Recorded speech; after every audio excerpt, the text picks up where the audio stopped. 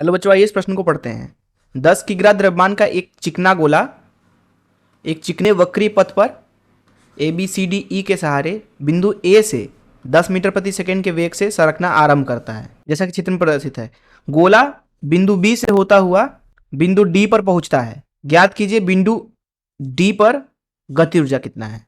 आइए इस प्रश्न की मुख्य अवधारणा की चर्चा करें। मुख्य अवधारणा अवधारणा देखिए, मान लीजिए ये धरातल है कुछ इस तरीके से। ये मान लीजिए धरातल है। धरातल के ऊपर एक मान लीजिए वस्तु रखा हुआ है कुछ इस तरीके से। उसका द्रव्यमान मान लीजिए m है। हम क्या करते हैं कि इस वस्तु को उठा करके h ऊंचाई पर ले जाते हैं। h ऊंचाई पर इस दौरान अगर मैं आपसे पूछूं गुरुत्वाकर्षण बल के द्वारा कार्य कितना है, तो वो यहाँ पे लिखा जाएगा। गुरुत्वाकर्षण बल जो है वो सदैव नीचे की तरफ है mg, और विस्थापन हुआ है ऊपर की दिशा में h। तो गुरुत्वाकर्षण बल के द्वारा किया गया कार्य हो जाएगा बल गुणे विस्थापन गुणे cos 180, क्योंकि कार्य का सूत्र ही होता है बल सदिश डॉट विस्थापन सदिश, अगर बल नियत है तो। क्योंकि यहाँ पे नियत था गुरुत्वीय बल, तो यहाँ पे आपको गुरुत्वीय बल के द्वारा किया गया कार्य मिल रहा है ऋण mgh के बराबर।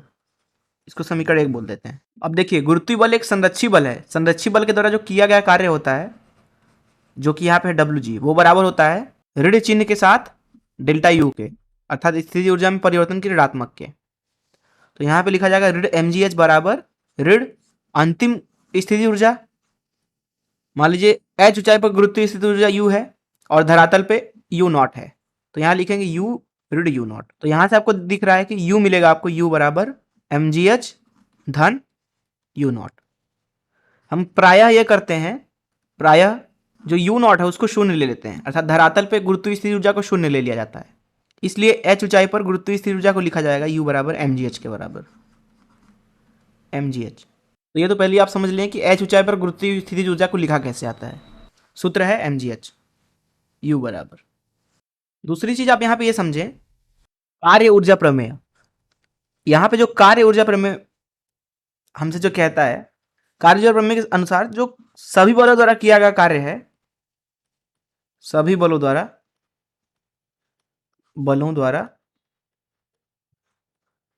वो दरअसल होता है गतिज ऊर्जा के परिवर्तन के बराबर। अर्थात अगर अंतिम गतिज ऊर्जा kf है और प्रारंभिक गतिज ऊर्जा ki है, तो kf ऋण ki के बराबर। सभी बलों का मतलब यह है कि संरक्षी बल द्वारा किया गया कार्य निकाय अथवा तंत्र या वस्तु पे, असंरक्षी बल द्वारा किया गया कार्य, आंतरिक बल के द्वारा किया गया कार्य, बाहरी बल के द्वारा किया गया कार्य, इन सभी बलों द्वारा जो किया गया कार्य होता है वो गतिज ऊर्जा के परिवर्तन के बराबर होता है, किसी भी निकाय के लिए अथवा किसी भी वस्तु के लिए। तीसरी चीज यहाँ पे हम एक और समझ लेते हैं। मान लीजिए एक अनियमित आकृति की कुछ इस तरीके से सतह है, कुछ इस तरीके से, और सतह पे मान लीजिए एक गोलीय वस्तु रखा हुआ है, मान लीजिए कुछ इस तरीके से।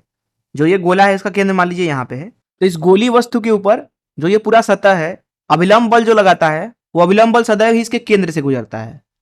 मान लीजिए कुछ इस तरीके से जो भी अभिलंब बल लगेगा सतह के द्वारा गोले के ऊपर, वो उसके सदैव केंद्र से गुजरता है। तो इन मुख्य अवधारणा, चलिए प्रश्न को हल करते हैं। देखिए, स्थिति को बना लेते हैं। देखिए यहाँ पे जो A है वो सतह पे कहीं पे भी हो, कहीं पे भी जाए, वो सदैव सतह के संपर्क में ही है, अर्थात संपर्क से दूर कभी तो नहीं जा रहा है। किसी भी जगह पे आप देखो, जो यहाँ पे n बल है अभिलंब बल, वो सदैव सतह के अभिलंबवत है n, कुछ इस तरीके से गोले के केंद्र से गुजरता हुआ। अब जब तक संपर्क है वस्तु का तभी तक ये n है, और क्योंकि संपर्क यहाँ छूट नहीं रहा तो इस n बल के द्वारा जो कार्य है यहाँ पे वो शून्य होगा। वहीं गुरुत्वीय बल के द्वारा यहाँ पे अगर हम कार्य लिखें A से D के दौरान, इसको गायब कर देते हैं, तो बस हमें देखना है कि ऊर्ध्वाधर में कितना विस्थापन हुआ है।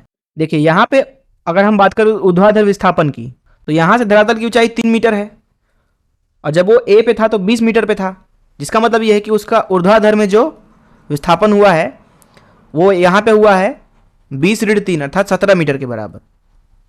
तो गुरुत्वाकर्षण बल के द्वारा जो किया गया कार्य है उसको लिखा जाएगा mgh, क्योंकि गुरुत्वाकर्षण बल mg नीचे है, विस्थापन भी नीचे हुआ है 17 मीटर। तो यहाँ हो जाएगा m जो कि है 10 किलो, g 10 मीटर प्रति सेकंड का वर्ग मान लिया, h 17 मीटर है, तो ये आएगा 1700 जूल के बराबर। तो यहाँ लिख देते हैं 1700 जूल। अब A से C के दौरान हमें लगाना है, A से D के दौरान लगाना है कार्य ऊर्जा प्रमेय। तो ए से डी के लिए लिखेंगे यहाँ पे, जो सभी बलों द्वारा किया गया कार्य है वो है Wn धन Wg, इसके अलावा तो कोई और बल लग नहीं रहा। ये बराबर होना चाहिए गतिज ऊर्जा में परिवर्तन के।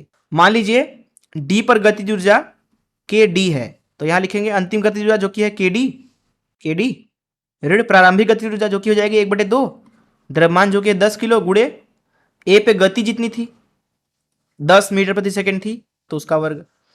तो जो डी पे गतिज ऊर्जा है जो कि हमसे पूछा गया था प्रश्न में, उसका मान हो जाएगा यहाँ पे Wn जो कि 0 है, Wg जो कि 1700 है, धन 500 जो कि आ जाएगा 2200 जूल के बराबर। ये हो जाएगा इस प्रश्न का उत्तर। मैं आशा करता हूं कि आपको इस प्रश्न का हल जरूर समझ में आया होगा। धन्यवाद।